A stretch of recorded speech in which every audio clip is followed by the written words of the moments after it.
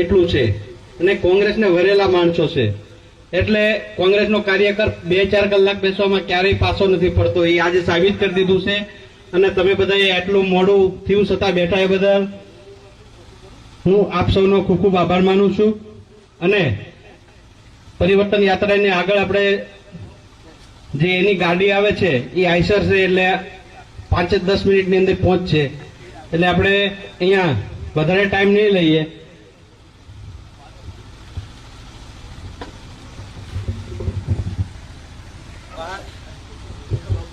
બહાર જે કોઈ આગેવાન કાર્યકરો હોય એમને અંદર આવવા વિનંતી.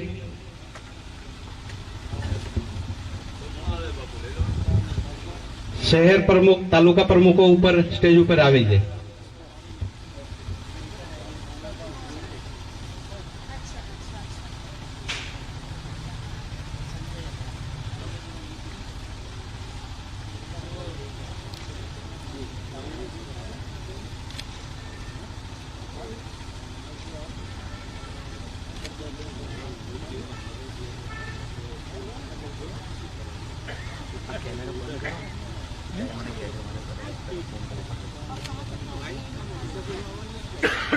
चार्ज मूकी दो ने घड़ी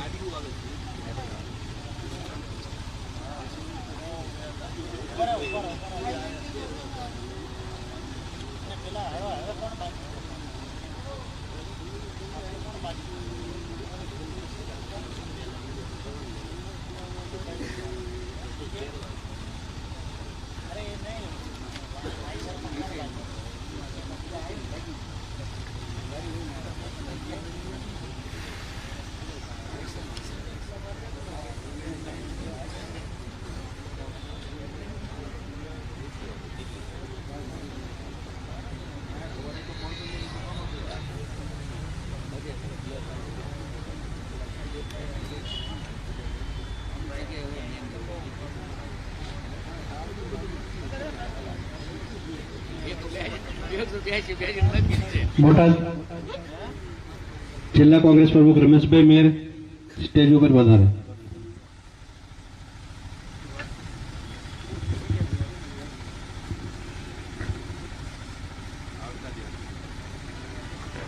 બહાર ઉભેલા તમામ કાર્યકરોને અંદર આવવા વિનંતી.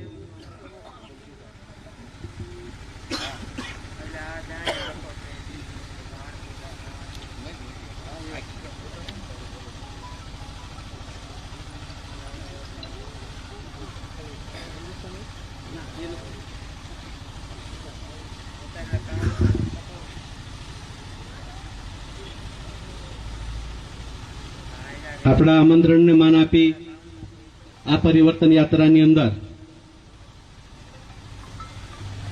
પધારેલ તમામ કાર્યકરોનું હું સ્વાગત કરું છું.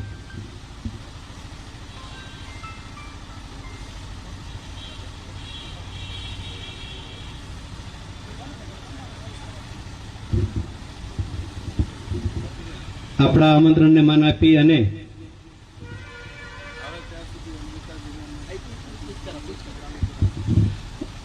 આમંત્રણને માન આપી અને આ પરિવર્તન સંકલ્પ યાત્રાના કન્વીનર અમરાણી સાહેબ, મુખ્ય આગેવાન ઋત્વિકભાઈ, આપણા આમંત્રણને માન આપીને પધારેલ એઆઈસીસીના પ્રભારી અમૃતાબેન ધવન, અશોક બેરવાલજી જે પૂર્વ કેબિનેટ મંત્રી છે રાજસ્થાનના અને ચોથી વખત એમએલએ તરીકે અત્યારે સેવા આપે છે, આપણા અમદાવાદ જિલ્લા કોંગ્રેસ સમિતિના પ્રમુખ બળવંતભાઈ ગઢવી, બોટાદ જિલ્લા કોંગ્રેસ સમિતિના પ્રમુખ રમેશભાઈ નટુજી ઠાકોર તેમજ પૂર્વ ધારાસભ્ય રણછોડભાઈ મેર, ભૂપેન્દ્રસિંહ ચુડાસમા, પ્રવીણભાઈ ચાવડા અને પધારેલ તમામ આગેવાનો કાર્યકરોનો હું આ સંકલ્પ યાત્રામાં આવવા બદલ હાર્દિક સ્વાગત કરું છું.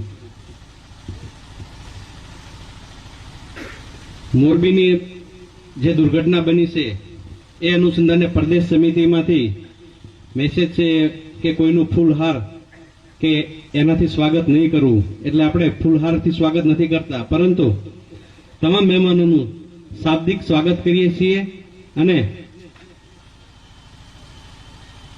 તમામ આગેવાનોનું આપણે છૂટી ફૂલની કળીઓ થી સ્વાગત કરશું.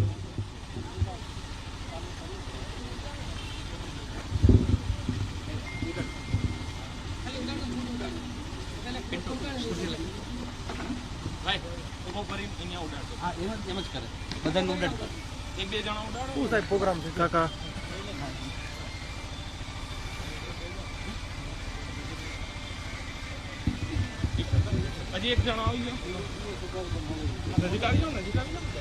દરેક યુવાન મિત્રોને વિનંતી કે આપણા મહેમાનોને ફૂલ અર્પણ કરી અને એમની ઉપર ફૂલડા વિધાવી અને આપણે આપણા હૃદયના ભાવો રજૂ કરીશું. તો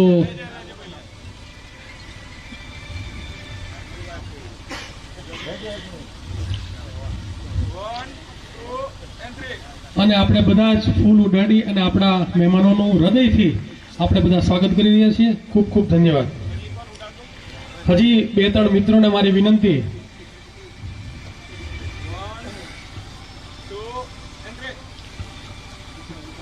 ખૂબ ખૂબ આભાર.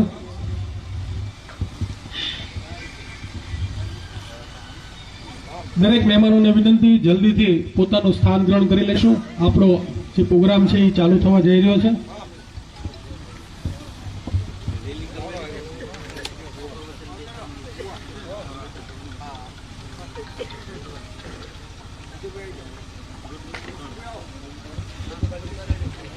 આપણે અહીંયા સભા સમાપ્ત કરી અને આપણે રેલી સ્વરૂપે ધંધુકામાં જવાનું હોય.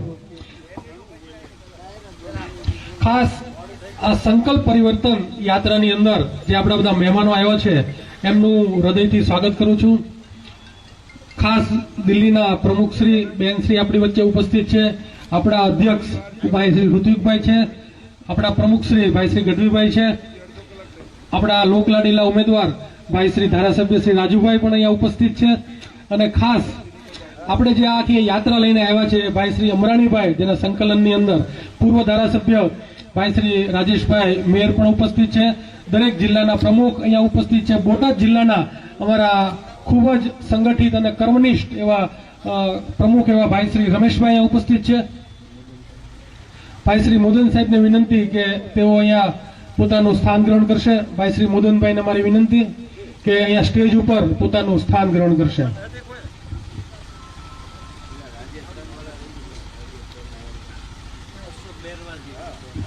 રાજસ્થાનથી ખાસ અહીંયા અશોક બેરવલજી પધાર્યા છે. એમનું પણ હું હૃદયથી સ્વાગત કરું છું. હવે આપણે પરિવર્તન યાત્રા જે સંદેશ લઈને આવ્યા છે, તો સૌપ્રથમ હું અમૃતાબેન ધવનને વિનંતી કરીશ કે તેઓ પોતાની વાત આ પરિવર્તન યાત્રા સંબંધે 2 મિનિટ રજૂ કરીશું. હાલો. मंच पर उपस्थित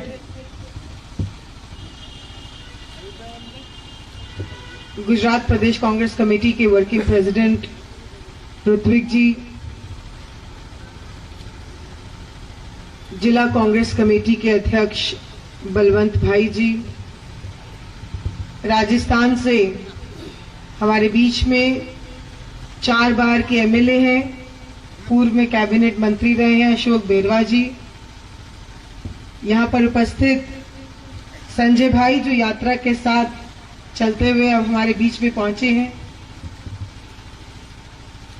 इस कार्यक्रम के सूत्रधार यहाँ के विधायक हमारे भाई राजेश कुमार जी, मंच पर उपस्थित बाकी सभी नेतागण का मैं बहुत बहुत स्वागत करती हूँ, अभिनंदन करती हूँ और यहाँ पर उपस्थित अपने सभी भाइयों का भी बहुत बहुत स्वागत करती हूँ। गुजरात में ये जो चुनाव हो रहा है, इस पर पूरे देश की नजर है। 27 साल का एक शासन जिसने गुजरात मॉडल को देश को बेचा, लेकिन उस 27 साल के शासन के अंदर जो हालात गुजरात के लोगों के हैं वो किसी से छिपे नहीं है। मैं हमेशा एक बात बोलती हूं कि जो परिवर्तन संकल्प यात्रा कांग्रेस की निकल रही है, ये वो संकल्प ले रही है कि गुजरात के लोग अब इस सत्ता से परेशान हो चुके हैं और सत्ता परिवर्तन की ओर बढ़ रहे हैं। मैं दिल्ली से जरूर आती हूं, मुझे पार्टी ने एआईसीसी का सुरेंद्रनगर लोकसभा का ऑब्जर्वर बनाया है। पार्टी के सेवक हैं हम लोग। आज 20 साल मुझे राजनीति में हुए हैं। इन 20 सालों में मैंने कभी भी इस तरीके के हालात इस देश के अंदर नहीं देखे, गुजरात के अंदर नहीं देखे। जिन मुद्दों पर सरकार को काम करना चाहिए, उन मुद्दों के अलावा ये सरकार हर किसी पर बात करने को तैयार है। जिस तरीके से समाज के अंदर जहर घोला जा रहा है, जिस तरीके से हमारे बच्चों के मन में जहर घोला जा रहा है, सद्भाव खत्म किया जा रहा है, भाईचारा खत्म किया जा रहा है, आज ये समय है कि सरकार को सत्ता से बाहर करने का। अगर हम चाहते हैं कि अपनी आने वाली नस्लों को इस बात का दुख नहीं हो कि क्या करके गए हमारे परिवार के लोग, कि हमें ऐसी जगह सांस लेना पड़ रहा है जहां हमारी आने वाली नस्लों के बारे में कोई नहीं सोच रहा है, सिर्फ अपनी जेब भरने के लिए सोचते हैं। आज मेरे यहाँ भाई उपस्थित हैं, मेरी एक बहन यहाँ पर मैं देख रही हूं। महंगाई की मार, आप भी बता दीजिए मुझे सिलेंडर का दाम क्या है? बताइए सिलेंडर का दाम क्या है? 1200 रुपया। और यही सिलेंडर का दाम 8 साल पहले, जब तक ये लोग केंद्र में नहीं आए थे, कांग्रेस के समय में सिर्फ 400 रुपए था कि नहीं था? 70 साल में कांग्रेस पार्टी के समय में, जो ये 70 साल बोलते हैं कि 70 साल में देश ने क्या किया, कांग्रेस पार्टी ने देश को क्या दिया, इन 70 सालों में सिलेंडर का दाम 400 से ज्यादा नहीं हुआ, लेकिन 7 साल के अंदर, सिर्फ मात्र 7 साल के अंदर वो सिलेंडर का दाम 400 रुपए से 1200 रुपए हो गया। आज हमारे बच्चे पढ़ लिख कर घर बैठे हैं, नौकरियां नहीं है गुजरात के अंदर। हमारा किसान परेशान है, बेरोजगारी चरम सीमा पर पहुंच गई है। हम कैसा गुजरात देखना चाहते हैं? जो सिर्फ टीवी पे दिखता है, क्या वो मॉडल देखकर हम खुश हैं? क्या हमारा काम उससे हो जाएगा? जो हमारी मूलभूत सुविधाएं हैं, अच्छी सड़क, अच्छा पानी, सबको पेंशन मिलना, किसान को उसकी फसल का दाम मिलना, ये कहीं नहीं हो रहा है। गुजरात के किसी भी कोने में आप चले जाएं, लोग भाजपा के शासन से परेशान। हो सकता है कि लोग सामने नहीं बोलते हो, क्योंकि ये लोग डंडे से अपनी सरकार चलाते हैं, लेकिन एक तरफ ये देश को तोड़ने का काम करते हैं और दूसरी तरफ हमारे नेता राहुल गांधी भारत को जोड़ने का काम कर रहे हैं। ये अंतर है हम लोगों में और उनमें, कि हम जोड़कर रखना चाहते हैं। हम चाहते हैं कि इस पंक्ति का आखिरी व्यक्ति, इस देश का विकास, गुजरात का विकास, उस पंक्ति में बैठे आखिरी व्यक्ति तक पहुंचे। और ये क्या चाहते हैं कि जो पहली पंक्ति में बैठा है और जो उनका मित्र है, सिर्फ उसी की जेब भरनी चाहिए, बाकी सारे भूखे मर जाने चाहिए। ये ऐसी सरकार है। बड़ा दुख होता है जब एक गरीब आदमी को अपनी मजदूरी के लिए तरसना पड़ रहा है, मजदूर को मजदूरी नहीं मिल रही है। आज महिलाओं के सम्मान की बात नहीं होती है। मोरबी जिले में जो हमारे भाई बहनों के साथ घटना हुई, पूरा देश ठप था, पूरे देश की संवेदनाएं थी, लेकिन ये लोग उसमें भी जो है लीपापोती कर कर सिर्फ दिखावटी आंसू रो रहे थे। जो मोरबी में नहीं भी रहता, देश के किसी भी कोने में जिसने उस हादसे को देखा, उसका मन रोया है कि क्या ये व्यवस्था है क्या ये शासन और प्रशासन है कि हम अपने लोगों को ऐसे मरने के लिए छोड़ देते हैं और तब छोड़ देते हैं जब 2 दिन 4 दिन पहले उसका उद्घाटन करते हैं? ये सरकार की जवाबदेही है। सिर्फ कुछ अफसरों को सस्पेंड करने से कुछ नहीं होने वाला। सरकार की नाक के नीचे इतना बड़ा भ्रष्टाचार हो रहा है और सरकार से कोई जवाब नहीं मांगेगा। सरकार को जवाब देना पड़ेगा और जनता इस बार हिसाब लेगी और गुजरात के अंदर कांग्रेस की सरकार बनेगी। पिछली बार भी हम बहुत कम अंतर से रह गए।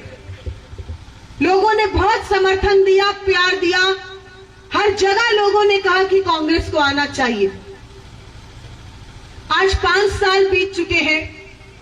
हमारे विधायक भी यहां पर मौजूद हैं। चुनाव का बिगुल भी बज चुका है। मैं आपसे बस यही निवेदन करूंगी, क्योंकि समय बहुत ज्यादा है, बात तो आपसे बहुत लंबी भी करने का मन है, लेकिन आप लोग भी बहुत देर से बैठे हुए। मैं एक आखिरी में यही निवेदन करना चाहूंगी, अगले 5 साल, 5 दिन नहीं है, 5 साल है, हमने किसको देना है ये बड़ा सोच समझ के तय करना पड़ेगा इस बार। क्योंकि ये लोग चुनाव दर चुनाव जीतते हैं और अगर जीतते नहीं है तो तोड़कर जीतते हैं। अगर इनके मंसूबे गुजरातियों ने नहीं रोके तो देश को नरक की तरफ कोई और नहीं लेके जाएगा, यही लोग लेके जाएंगे। अगर देश को नरक में ढकेलने से बचाना है तो गुजरात को शुरुआत करनी पड़ेगी। हमारे भाइयों और बहनों को, गुजरातियों को शुरुआत करनी पड़ेगी। मैं हमेशा कहती हूं कि गुजरात एक ऐसी भूमि है जो देश को व्यापार देती है, जो देश को बड़े बड़े काम देती है, जो देश का राजस्व बढ़ाती है। अगर ऐसे गुजरात में भी खुशहाली बरकरार नहीं हो और हमारे काम धंधे वाले लोगों को भी सोचना पड़े कि व्यापार ठप करना पड़ रहा है, तो सोचिए कि हमारा देश किस तरफ जा रहा होगा। अगर इस देश के जो बाकी लोग जब गुजरात की ओर देखते हैं, अगर उनको ये महसूस हो रहा है कि गुजरात में कहीं ना कहीं लोग परेशान हैं, व्यथित हैं, ये शुरुआत आप लोगों को ही करनी पड़ेगी। हिसाब आपको लेना ही पड़ेगा। इस चुनाव के अंदर ये लड़ाई विचारधारा की लड़ाई है। क्या हमने इस देश के अंदर कैसी पार्टी को जिंदा रखना है, हमने गुजरात के अंदर कैसे एक साथ रहना है और सबका विकास करना है। विज्ञापन वाले विकास की बात नहीं कर रही मैं। ये सरकार हजारों करोड़ रुपए विज्ञापन पे खर्च करती है, लेकिन जब किसी भी पॉलिसी की बात आती है तो ये सरकार के पास कहते हैं कि पैसा नहीं। आज ये समय है कि हम अपनी जिम्मेदारी को समझें। यहां पे बहुत सारे कांग्रेस के कार्यकर्ता भी होंगे, जो पदाधिकारी भी होंगे। मैं आपसे भी कहना चाहूंगी, हर एक पल इंपॉर्टेंट है, हर एक दिन जरूरी है। आप लोगों को डटकर काम करना है और कांग्रेस पार्टी को सौराष्ट्र रीजन के अंदर हम लोग सबसे ज्यादा सीटें जीतकर कांग्रेस पार्टी की झोली में डालें। हमारी सबका ये प्रयास होना चाहिए, हमारा सबका ये प्रयत्न होना चाहिए। इन्हीं शब्दों के साथ सबका बहुत बहुत धन्यवाद। जय हिंद, जय भारत, जय गुजरात।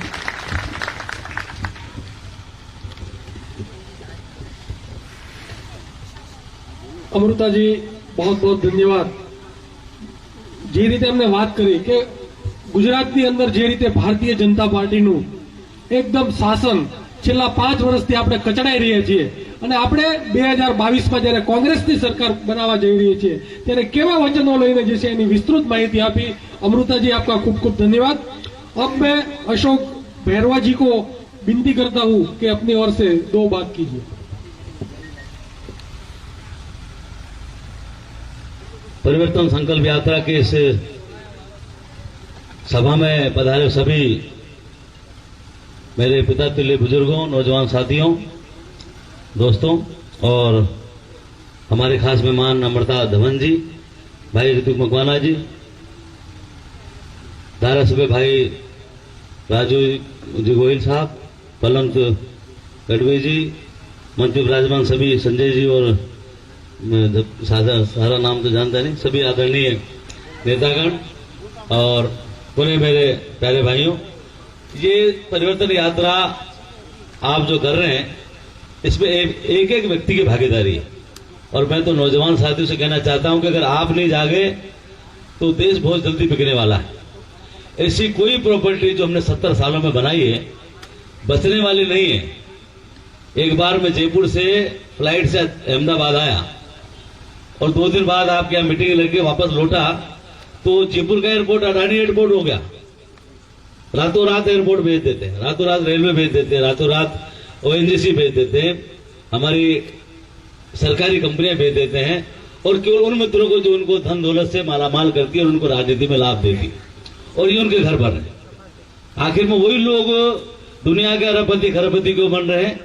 क्योंकि सरकार चलाते हैं और बनी बनी सरकारों को तोड़ने का काम भी वही करते हैं। हमारी मध्य प्रदेश सरकार तोड़ी, आपके गुजरात के 23 एमएलए तोड़े, कई करोड़ रुपए देकर उनके धर्म बदला दिए गए और असम में यह हालत हुई, गोवा में हालत हुई, महाराष्ट्र में हालत हुई। ऐसी कैसी ये लोकतंत्र की व्यवस्था हो रही है जो 70 साल में हमने देश का ताना बाना बुना और इस देश को इस सुंदर सजाया। जहां सुई नहीं बनती थी वहां तमाम मेडिकल एम्स बने, एयरपोर्ट बने, रेलवे लाइनें बिछी, सड़कें बनी, रिसर्च सेंटर बने, हवाई जहाज बने, रॉकेट बने, मंगल ग्रह पे इंदिरा गांधी के समय में हमारे जो है उपग्रह छोड़े गए, नासा, तमाम जो विकास हुआ। आज 7 साल में तो 70 साल में क्या किया? ये तो वो हालत होगी कि पोता पूछे दादा से, दादा तेने किया क्या है? दादा से कल का पोता पूछे तेने किया क्या है? दादा बोला भाई 70 साल में मैंने अपना जीवन इस परिवार को बनाने में लगा दिया, इसको परिवार को संवारने में लगा दिया। तू कल तो पैदावार, आज सवाल मुझसे पूछ रहा है। तो ये नामराद लोग, ये छोटा भाई मोटा भाई पता नहीं क्या करना चाहते हैं।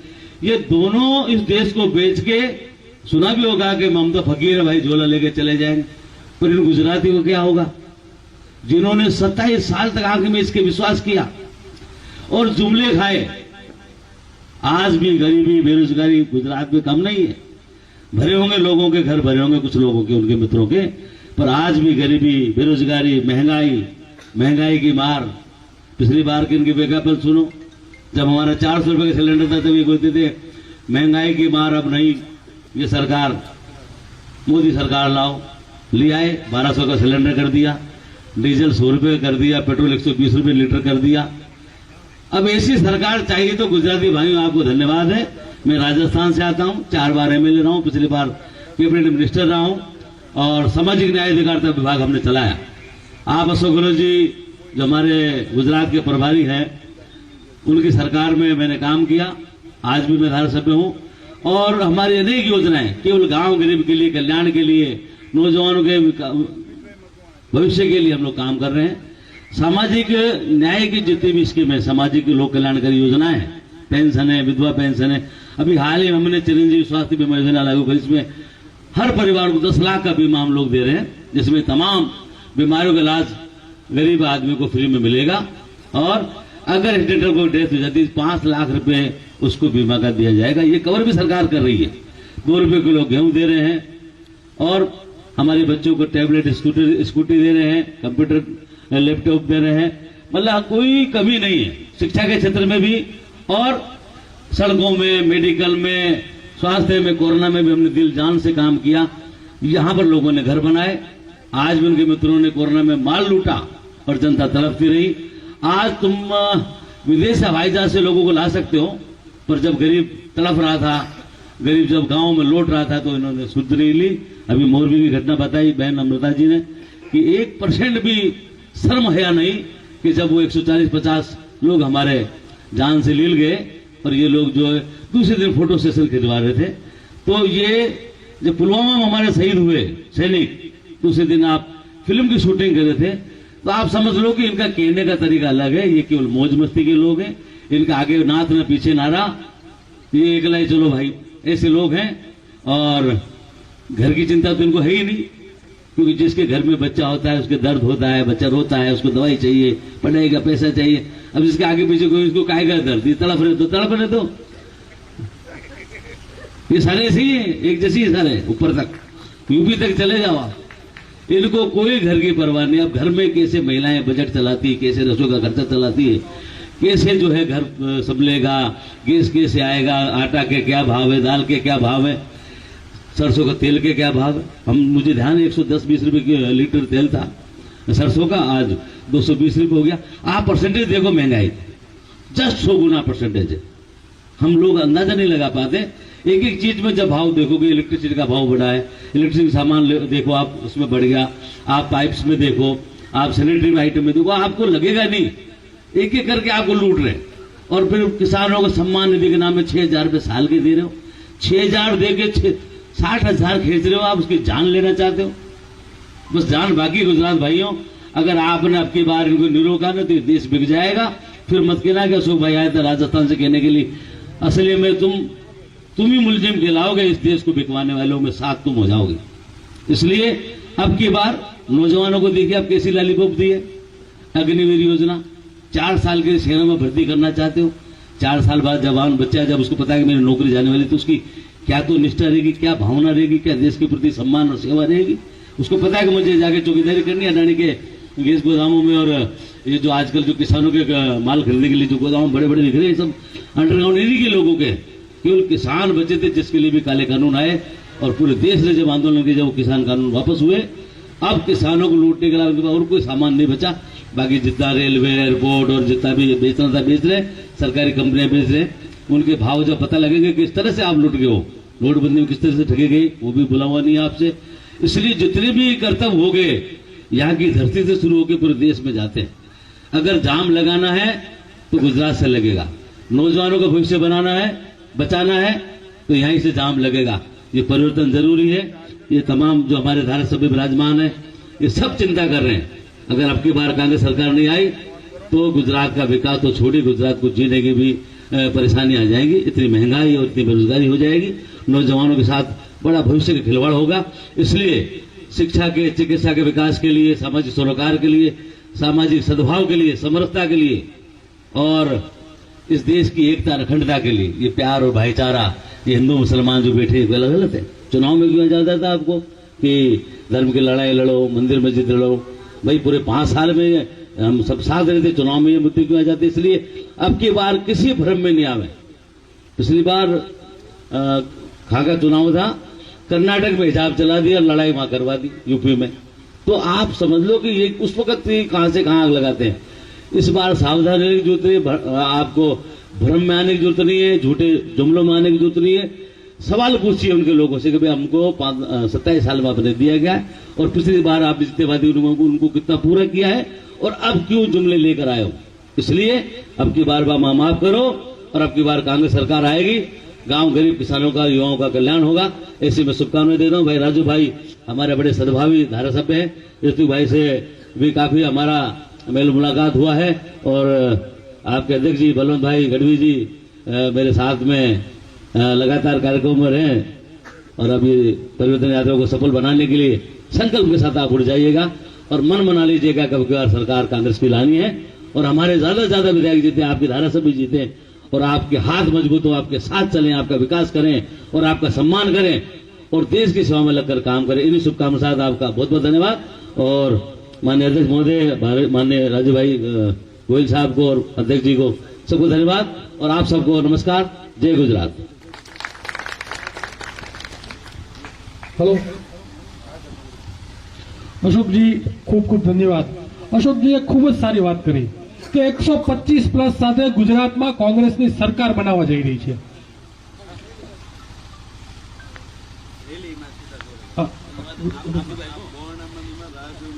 ઓકે, 125+ સાથે કોંગ્રેસની સરકાર બનવા જઈ રહી છે। આપણે રાહુલ ગાંધીએ જે આપણને 8 વચનો આપ્યા છે, આ 8 વચનો લઈને આપણે લોકોની વચ્ચે જવાનું છે। એટલે મિત્રો 70 વર્ષના શાસનમાં આપણે એવું એક પણ કામ નથી કર્યું કે આપણે નીચા જોવું પડે। ભારતીય જનતા પાર્ટીની સાથે આંખમાં આંખ મિલાવીને કહેવાનું છે કે આ વખતે કોંગ્રેસની સરકાર બને છે અને બને છે। મિત્રો खून में आंधी लाओ, जौहर को पैदा करो, कंठ में कुंदन नहीं हुंकार को पैदा करो, फिर सज रही है कुरुक्षेत्र समरण की हे पास हे कांग्रेसના કાર્યકરો ફરીથી ગાડીમાં રણકાર પેદા કરો। આવા જુસ્સા સાથે આપણે 5મી તારીખે આપણે રાજુભાઈને જંગી બહુમતીથી જીતાડી અને 8મી તારીખે આપણે એમને ધારાસભ્ય બનાવવાનો છે। કોંગ્રેસ